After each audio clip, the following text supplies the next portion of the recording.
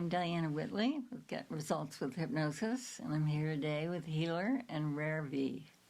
We are here to inspire hope and contribute to health and well-being by providing the best care to every patient through integrated clinical practice, education and research. Now sit back and let the healing with Healor begin. What are the most common hypnotherapy myths?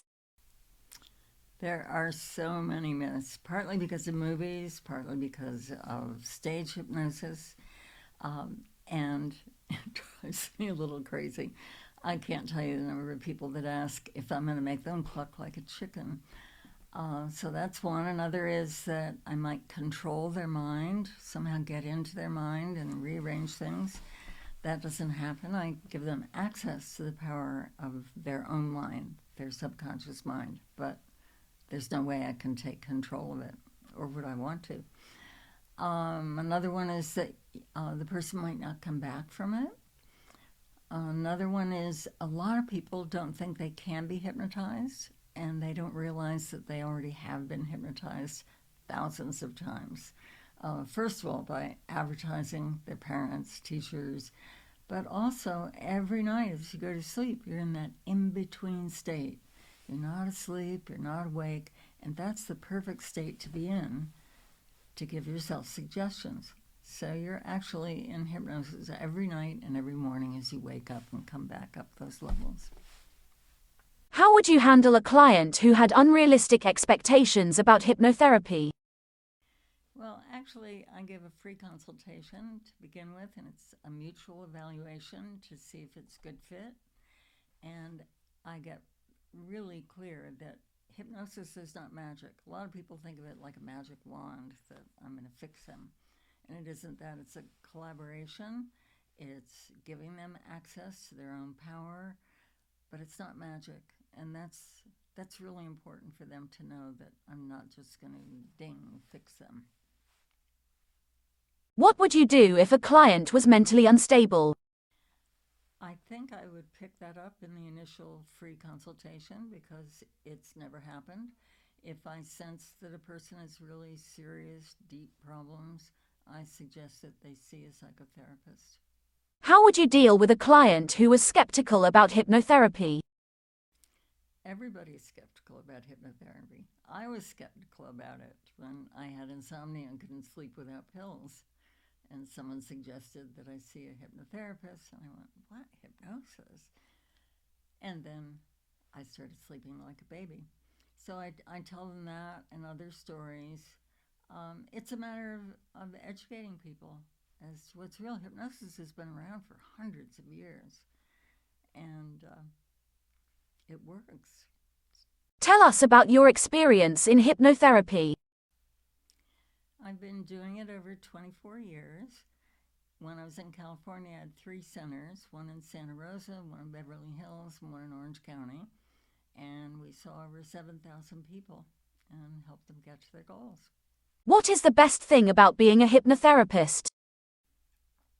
The look on someone's face when they're hypnotized the first time, and then they're coming out of it, and they just go, wow, that was amazing.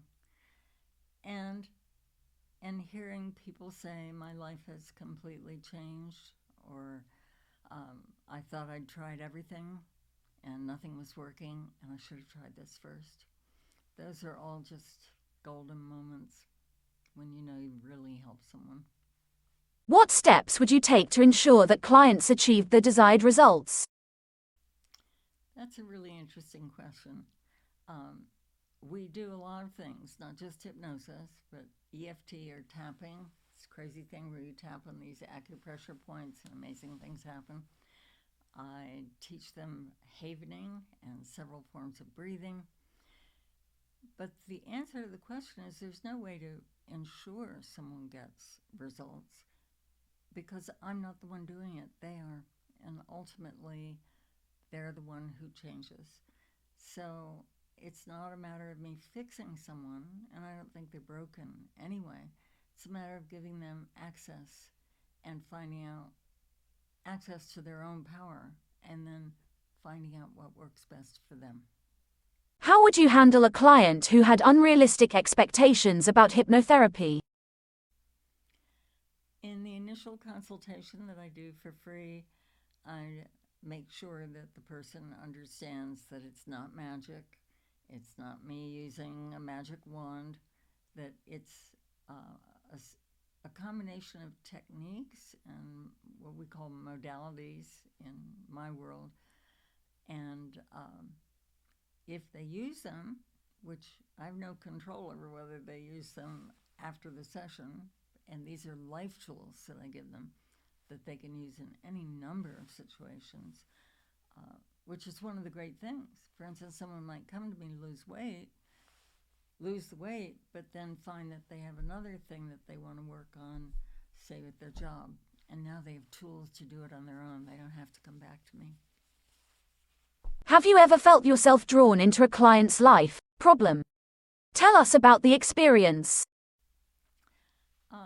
It's really important as a professional to draw the line. I care about all my clients deeply, but that's not a line that you want to cross, because then you're not as helpful. Also, there are different types of hypnotherapists, and some will really dig in and look for the problems. I'm much more about, let's get clear about what you want and create that. There might be things to clear up from the past, there almost always are, but that isn't where the emphasis is. Everyone knows what they don't want, so I help them get clear on what they do want, and then we focus on that. I create a session which I record, and they listen to it at night or on a break during the day, and it's the repetition that creates the magic, because we're creatures of habit, and our brains work by habits. Which single case history has made it all worthwhile for you? They all do. The bottom line is the person's life changes, and they learn tools that are going to help them throughout their lives, that it isn't a one-time fix. So there's always a moment where the person says something like, my life has changed, and I'm different now. The world is different. And that's the goal for every client. So it's not one single client, it's hopefully every client. How would you deal with an issue that you felt was out of your scope of expertise? I would refer the person to someone. I'm in several groups. I know a lot of different people who have different specialties that I don't have. And while hypnosis can be used for almost anything, I wouldn't necessarily be the best person to see them if it's a specialty and something that you really need a lot of experience with. So then I refer them. What is EFT? EFT stands for Emotional Freedom Technique, and most people call it tapping. It's been around for about 40 years. It's this crazy combination of tapping on acupressure points as you say different things. It's so powerful and so fast, people have a hard time believing it's even real.